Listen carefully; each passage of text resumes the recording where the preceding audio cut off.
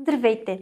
Ако сте извършили ремонт или подобрение по вашето жилище през последната година, имате право да се възползвате от данъчно облекчение за разходите, свързани с труда на ремонтните дейности. До 2000 лева от тези разходи могат да бъдат приспаднати от вашата данъчна основа, като ползвате данъчното облекчение в пълен размер, ще спестите 200 лева от данъци.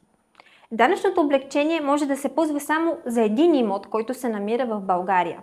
Ако имотът е съсобствен, всеки собственик може да подаде декларация, но общата сума на ползваното облекчение не трябва да надвишава 2000 лева. След като закупите услугата, ще получите подробни указания за предоставяне на документите.